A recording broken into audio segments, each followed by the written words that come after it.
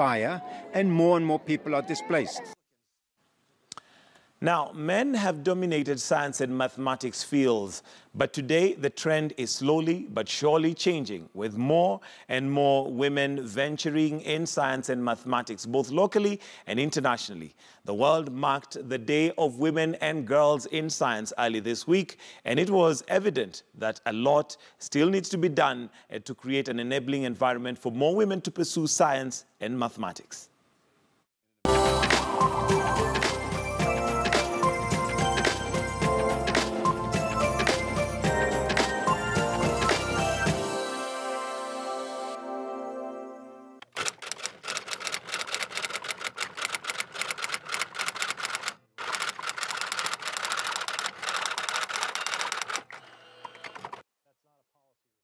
UNESCO is doing a lot to enhance the participation of women, particularly women in science, technology, engineering, and mathematics, because the research that UNESCO has conducted and the statistics from our Institute of Science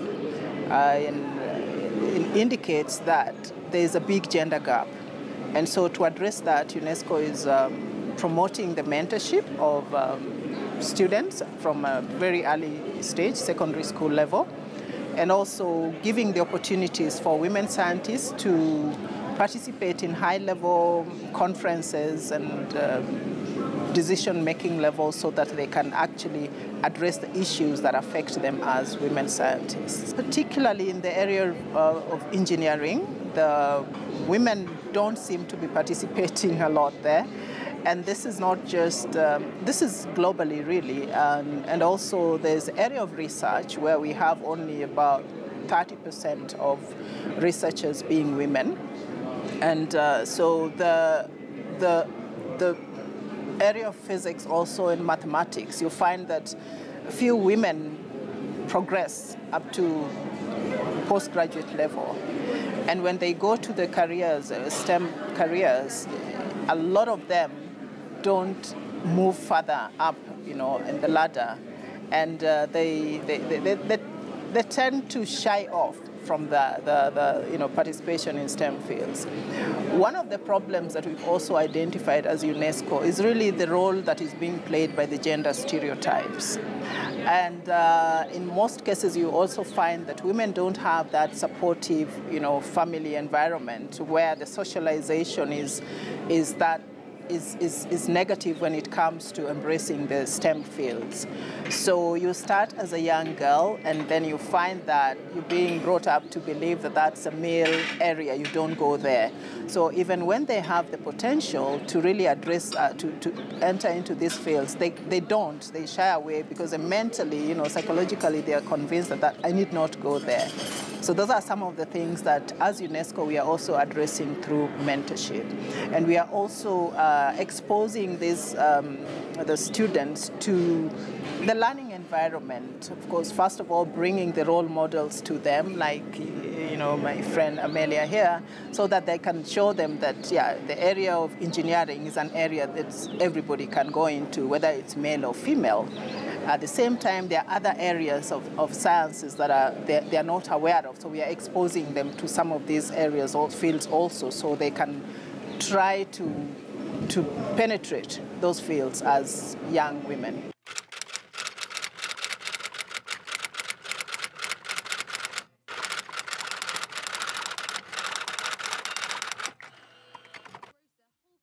I'm an aeronautical engineer. I went to school in Nairobi, and then after that I got an opportunity to go to Moscow in Russia for my undergrad. And at that point, that's when I started realizing the gender disparity. Like in our class, we are started like 24 ladies, and only 2 of us graduated in our year. And then once after campus, I came back and joined the military. And that's also another very male-dominated field. And by then, the military was just opening up to women in the officers' cadre. So they still were not very sure how to treat women and all that. But as you know now, guys have really risen up. We have women in the highest being a brigadier, and you hope by then soon we'll have a general and all that. And then after that, I joined Kenya Airways, the technical department, where also women are also not so many. So throughout, you find like in engineering, and it's actually not only for me, but most of the females or most of the women who've done engineering and such fields, you find that there are not so many out there. Okay, for example, just the gender stereotyping, you know, like girls don't like physics, or physics is not for girls, it's hard and stuff like that. And that was now when in high school. And then when you go to campus, you find that they don't, as in if there's a project, and like maybe for me and my friend, my girlfriend, will do a project, and the men will always be so sure that it will not be as good as theirs. And then when you end up getting the same grade or even higher than them, they'll come to us with a curiosity, like, you know, as in, how did you do it, you know? And then when I went to the military, it was just, you know, for them it's being in a field that the women are not so many, because in life you need people to pull you, you know? And even now in KQ, you find that we need people who can, up there, people you can look up to. When things are very rough down here at times, when it gets rough, you need somebody who you can go to and talk to, either sometimes even within the same industry or even outside.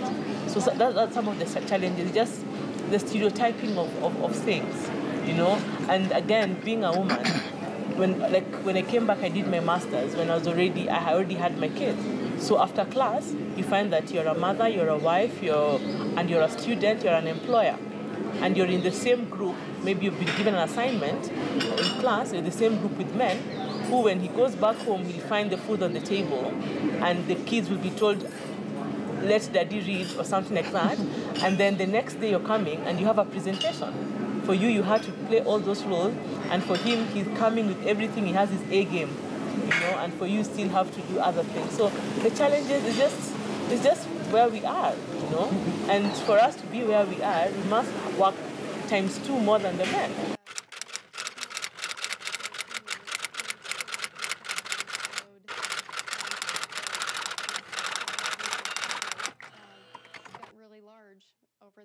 First and foremost, I think is to call upon our governments to really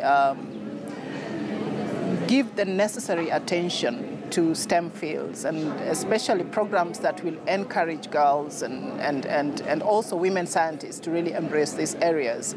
One of the things that our governments need to do, and this is something that we are also working on as UNESCO with partners, is to really push for policy formulation.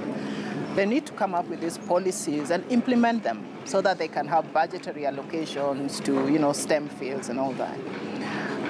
For the girls who are out there, one of the things that they need to do is to have that self-confidence that, yes, they can make it in whichever field they want to go into. They need to be able to overcome those, you know, stereotypes, gender stereotypes that you're told when somebody tells them that you can't do it. They should ask themselves, what makes it impossible for me to do it? Is it just because I am a girl? And what is so special about my brother that he can do it and I can't do it? Science is not a gender thing. It's an open field for all of us. Anybody can achieve.